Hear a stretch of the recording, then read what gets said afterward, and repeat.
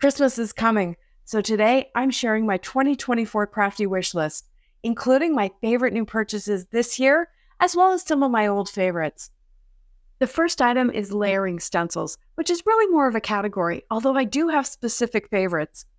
My first wish list item is this holiday wreath from Syberia Designs. There's lots of wreath stencils out there, but this one appeals to me for a number of reasons. But first, please notice that I'm still using these small blending brushes from Altenew. Actually, I love all their brushes. The bristles are super dense, and that makes it easy to get the coverage you want. The different sizes work better for different jobs, and this small brush is perfect for stencils and blending smaller areas. Okay, back to the wreath and why I love it so much. First, there's 4 layers: branches, 2 layers of leaves, and 1 layer of berries. And you can leave out any one layer and still get a good-looking wreath because of how tight the design is. I love anything that gives me options like this to get different looks. Next, the shape of the wreath is very symmetrical. When you're done, you can pretty much cut it out with a circle die if you want. Finally, you can use any colors you want to create a wreath for any season. I've done more traditional holiday colors before, so today I thought it would be fun to do more of a monochrome look with grays and pinks, and that brings me to another item: Dragon Fruit ink from Concord and 9th. Now you know I'm a Catherine Pooler girl. Dye inks on foam pads are so good for so many reasons, but I felt like there was a dragon fruit gap. This bright pink is really bold and it works really well with one of their other new colors, Wildberry, which I'm using here as well to add some interest. To add even more interest, I've got wishlist item number 3, Simon Hurley's Astro paste. I have resisted paste for so long. I find them messy and I really hate the cleanup. But I also love adding sparkle to my cards, and seeing the amazing sparkle these pastes have, I bought 2 of them: Clear Skies and Slippery When Wet. Here I'm using my finger and the paste in the lid to just add some subtle touches. I really want that pink to shine through. I'm creating matching cardstock with the pink and red ink so that I can use wishlist item number 4, which is a couple of new purchases in an old favorite category: word dies. These Julie Hickey words are so fun with their bouncy font, and they have shadows. I loved the first Sentiment Medley so much, I was so excited when the Christmas Sentiment Medley came out, and that arrived here just last week. These words are small in scale, so they're perfect when you want to accent a background or a focal point. And item number 5 is Honey Gold cardstock from Tonic.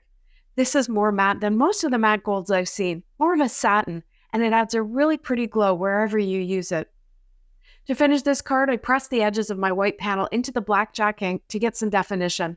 I love how it ties into the dark branches in the wreath. I put some of the lightest gray ink, which is Pebble, on my card base for a subtle matte. Item number 6 is a subcategory of layering stencils, and that is these coloring stencils for flowers.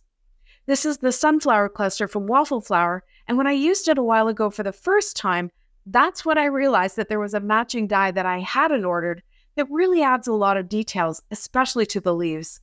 So this time, I'm just leaving out the leaves, and I'm using the set of 2 flowers and repeating them all over my panel. Now this does make lining up the stencil layers a little bit trickier than if you had it in a corner each time, but the design is distinctive enough that it's not too difficult. Item number 7 is the new Goldenrod ink from Catherine Pooler. Really, between this and the dragon fruit, I guess I just suggest buying a new color every once in a while of whatever your favorite ink is. It's an inexpensive way to add something a little bit new and different to your repertoire, and who knows, you might find a new favorite color combination. I'll come back to that in a few minutes. Back to these floral stencils. I love how the layers make it so easy to create the look of dimension and petals behind petals. They often come with matching stamps and dies, and it's a great way to make coloring them easier. But I like the look of just the stencils, almost like no line coloring. And number 8 is an old favorite. Well, actually, I've got 2 here, so number 8 and 9. Number 8 is Shimmer Spray, which not only adds a bit of sparkle, but it softens your blending, minimizes any mistakes you might have made in your blending, and it gives the paper almost a velvety finish. And of course, number 9, Gold Watercolor Splatter. This is an easy way to add embellishments almost, without adding any bulk or bumps. To finish this one, item number 10 is the Simply Words dies from LDRS Creative. Thanks, enjoy, and happy. They all come in a clean classic font with a shadow.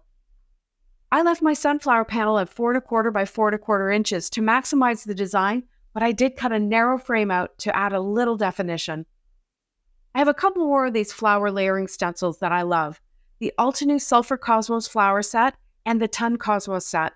I love that you can make them even more beautiful by using different strengths of your ink or by blending different colors on the petals. So pretty.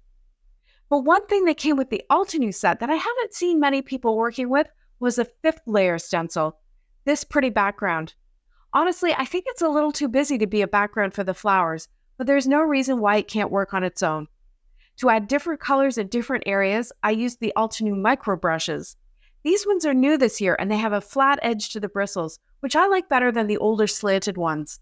Those bristles could lift the stencil and get underneath sometimes.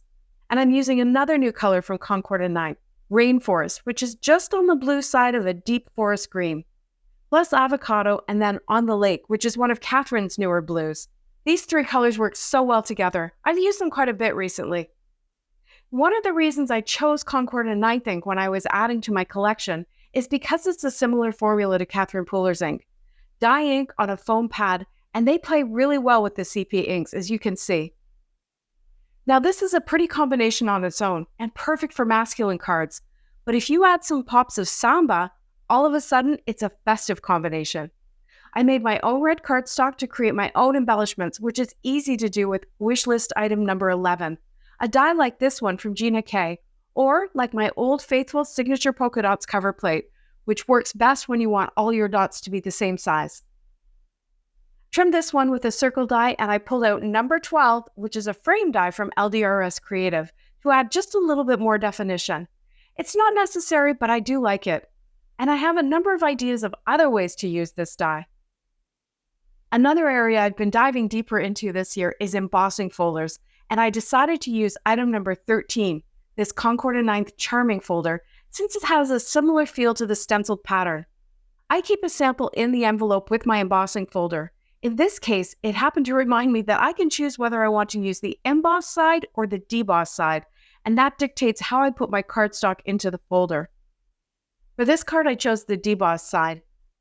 I spritzed the matte layer, and you can see how that subtle pattern adds just the right amount of interest to this card that, let's face it, if you change the sentiment, maybe take off the red, then you have a good masculine birthday card or a thank you card. I love repeating patterns like this because they're just so versatile. Now, one last quick card and wish list item number 13, and that's this stencil from A Colorful Life design. Well, any stencil from them really, but this one has a special place in my heart this year, again because of versatility. You might not think so looking at it, but check out how many different ideas I came up with to use this stencil on its own. For today, I masked around one of the Merry Christmas sentiments and I blended the red ink through, and then I reversed the masking to blend the other 3 colors through the rest.